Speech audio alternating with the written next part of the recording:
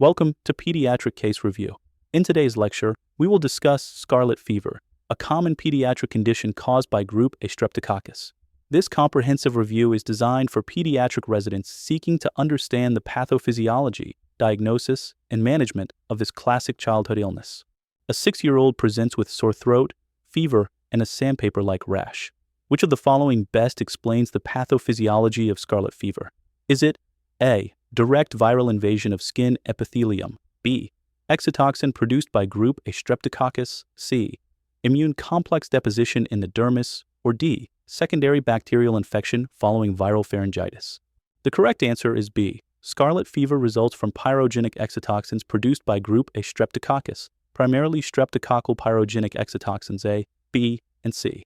These toxins act as superantigens, causing massive T-cell activation and the characteristic diffuse, erythematous, sandpaper-like rash that gives scarlet fever its name.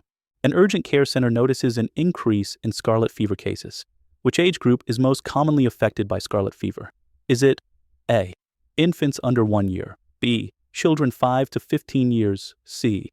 Adolescents 16 to 19 years, or D.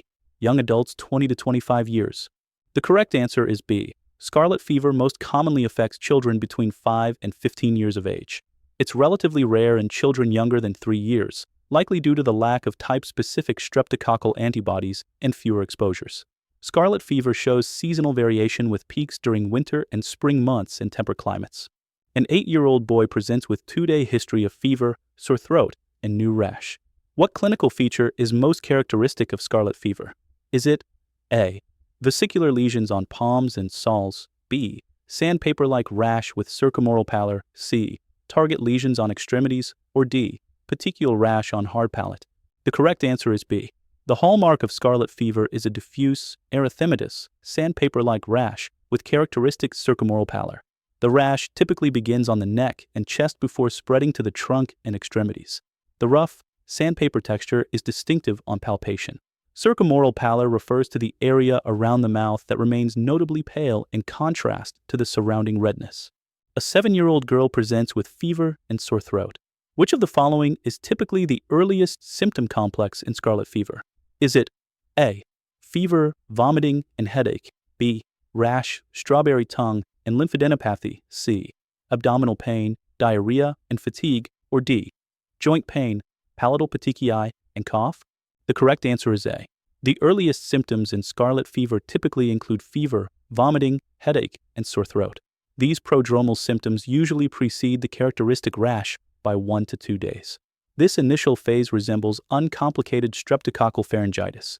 The classic scarlatiniform rash typically appears 12 to 48 hours after the onset of fever. A 6-year-old with scarlet fever develops changes in tongue appearance. What is the typical progression of tongue findings in scarlet fever? Is it A. Normal tongue to geographic tongue to strawberry tongue, B. White strawberry tongue to red strawberry tongue, C. Geographic tongue to fissured tongue to normal tongue, or D. Hairy tongue to smooth tongue to normal tongue? The correct answer is B. The tongue in scarlet fever follows a characteristic progression. Initially, there is a white coating with enlarged red papillae protruding through it, called white strawberry tongue. Within several days, this white coating sloughs off, revealing a bright red tongue with prominent papillae, known as red strawberry tongue. This progression typically occurs over 4 to 5 days and is highly characteristic of scarlet fever.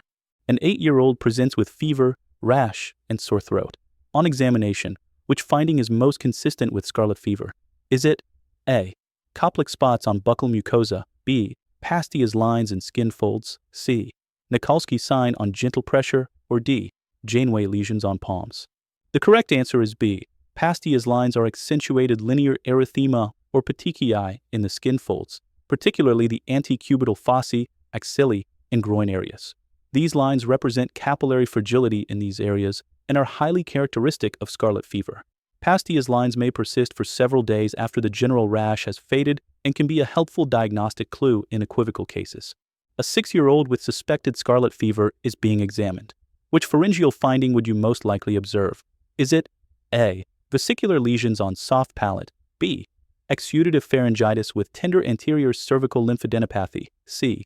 Cobblestoning of posterior pharynx, or D. Ulcerative lesions on tonsillar pillars? The correct answer is B. Children with scarlet fever typically present with exudative pharyngitis characterized by erythema, swelling, and yellow-white exudate on the tonsils or pharyngeal walls. Tender anterior cervical lymphadenopathy is a consistent finding, with nodes often measuring 1 to 2 centimeters. Palatal petechiae may also be observed in some cases, but the other options listed are not characteristic of scarlet fever. A 7-year-old was diagnosed with scarlet fever 10 days ago. The parents now report peeling of skin on fingertips. What is true about desquamation in scarlet fever? Is it A. Occurs during the active febrile phase, B. Begins on face and spreads downward, C. Typically starts 5 to 10 days after rash onset, or D. Requires topical antifungal treatment? The correct answer is C. Desquamation or skin peeling typically begins 5 to 10 days after the onset of the rash in scarlet fever. It follows a characteristic pattern, starting on the face and ears, then progressing to the trunk, and finally affecting the hands and feet. The desquamation on hands and feet can be quite dramatic, with sheet-like or glove-like peeling. This is a normal part of disease resolution and requires no specific treatment. A 5-year-old with fever, sore throat, and sandpaper rash presents to your clinic. Which diagnostic test is most appropriate? Is it A. Throat culture only, B. Rapid antigen detection test, C. Anti-streptolysin O titer, or D. PCR for group A streptococcus? The correct answer is B. The rapid antigen detection test is the most appropriate initial diagnostic test for suspected scarlet fever. It provides results within minutes, allowing for prompt treatment decisions. RADT has excellent specificity, exceeding 95%, but sensitivity ranges from 70 to 90%. Therefore, a negative RADT should be confirmed with a throat culture. Yes, O titers reflect past infection and are not useful for acute diagnosis. A 6-year-old has fever, rash, and sore throat. Which finding would help differentiate scarlet fever from Kawasaki disease? Is it A. Strawberry tongue, B. Cervical lymphadenopathy, C. Rash distribution sparing the palms and soles, or D. Circumoral pallor? The correct answer is C. The rash distribution that spares the palms and soles is a key distinguishing feature of scarlet fever. In contrast, Kawasaki disease typically involves the palms and soles with erythema and edema. Both conditions can present with strawberry tongue, cervical lymphadenopathy, and pharyngitis. Circumoral pallor is characteristic of scarlet fever but is not as useful for differentiation as the rash distribution pattern. A 7-year-old is diagnosed with scarlet fever. Which antibiotic regimen is the first-line treatment? Is it A. Oral amoxicillin for 10 days, B. Intramuscular penicillin G-benzathine as a single dose, C. Oral azithromycin for 5 days, or D. Oral cephalexin for 7 days? The correct answer is A. Oral amoxicillin for 10 days is the first-line treatment for scarlet fever. It remains recommended due to its proven efficacy, excellent safety profile, relatively narrow spectrum, and low cost. Penicillin V potassium for 10 days is an equally acceptable alternative. Completing the full course is essential to prevent complications like rheumatic fever, even if symptoms improve within a few days of starting treatment. A 5-year-old with scarlet fever has a history of urticaria following penicillin. Which is the most appropriate antibiotic choice? Is it A. Clindamycin for 10 days, B. Cefuroxime for 5 days, C. Azithromycin for 5 days, or D. Amoxicillin clavulanate for 10 days? The correct answer is C. In a child with a history of urticaria following penicillin, which suggests an IgE-mediated allergic reaction, azithromycin for 5 days is the most appropriate choice. In true penicillin allergy with urticaria, both penicillins and cephalosporins should generally be avoided due to potential cross-reactivity. Macrolides such as azithromycin or clarithromycin are appropriate alternatives, though resistance should be considered based on local patterns. An 8-year-old with scarlet fever has fever of 39.2 degrees Celsius and severe throat pain. Besides antibiotics, what is the most appropriate supportive care? Is it A. Oral corticosteroids for 5 days, B. Acetaminophen or ibuprofen and adequate hydration, C. Topical calamine lotion for rash, or D. Throat lozenges with benzocaine? The correct answer is B. Acetaminophen or ibuprofen for fever and pain control, along with adequate hydration, is the most appropriate supportive care. These medications help reduce fever and alleviate throat pain, improving comfort and oral intake.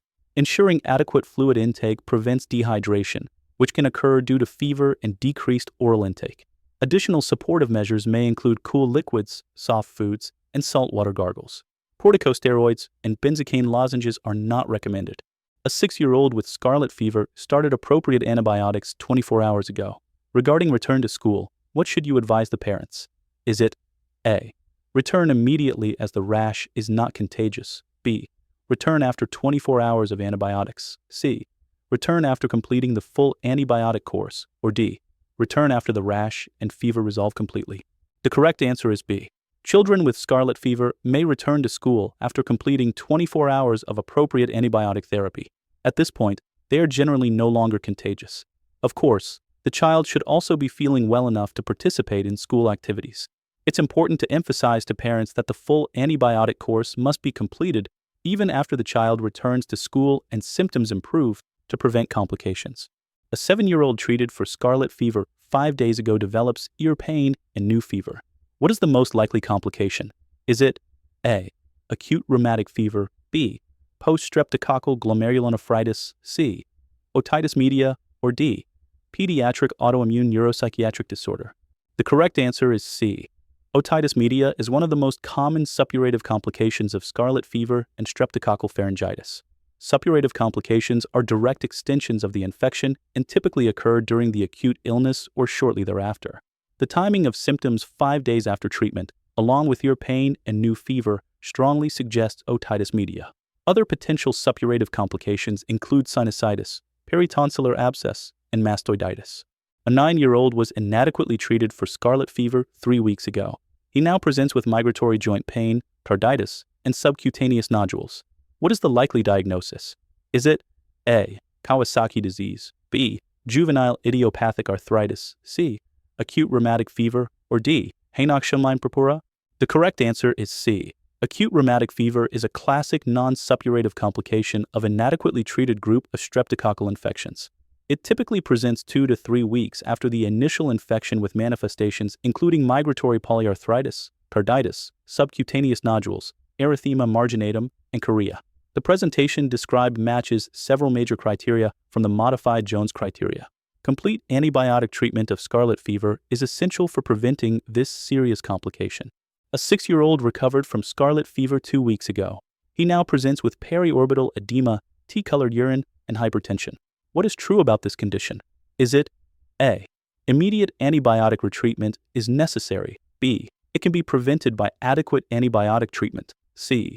It typically resolves without long-term sequelae in children. Or D. Corticosteroids are the mainstay of treatment. The correct answer is C. Post-streptococcal glomerulonephritis typically resolves without long-term sequelae in children, with over 95% having complete recovery. Unlike rheumatic fever, it cannot be prevented by adequate antibiotic treatment, as it is immune complex mediated rather than caused by ongoing bacterial infection. Treatment is primarily supportive, focusing on managing hypertension and fluid/electrolyte abnormalities. Corticosteroids are not routinely indicated, and antibiotics are only needed if there's evidence of ongoing streptococcal infection. An 8-year-old in a classroom had confirmed scarlet fever. Which prevention strategy is most effective for classmates? Is it A. Prophylactic antibiotics for all classmates, B. Daily throat cultures for 1 week, C. Screening only symptomatic contacts, or D. School closure for 1 week? The correct answer is C. The recommended approach is to screen and test only symptomatic contacts. Routine prophylactic antibiotics for all classmates are not recommended and could contribute to antibiotic resistance. Children with symptoms such as sore throat and fever should be promptly evaluated and tested for group A streptococcus. General prevention measures include good hand hygiene and respiratory etiquette. School closure is rarely necessary for isolated cases of scarlet fever. Recent epidemiological data on scarlet fever shows which of the following trends? Is it A. Steady decline in all regions globally, B. Resurgence in several countries since 2010, C. Elimination in developed countries, or D. Shift to primarily adult population? The correct answer is B. Since 2010, there has been an unexpected resurgence of scarlet fever in several countries, including the United Kingdom, Hong Kong, South Korea, and mainland China. This resurgence has been characterized by increased incidence and, in some cases, increased severity. Possible explanations include the emergence of new bacterial strains with enhanced toxin production, changing host immunity, and environmental factors. This trend reinforces the importance of continued surveillance and clinical awareness. Thank you for joining this comprehensive review of scarlet fever in pediatrics. Remember the classic triad of exudative pharyngitis, characteristic rash, and subsequent desquamation. Prompt diagnosis with RADT and appropriate antibiotic therapy are essential to prevent complications. Please subscribe to the Pediatric Case Review YouTube channel for more informative presentations on pediatric conditions. If you have any questions, please leave them in the comments section below. Thank you for watching.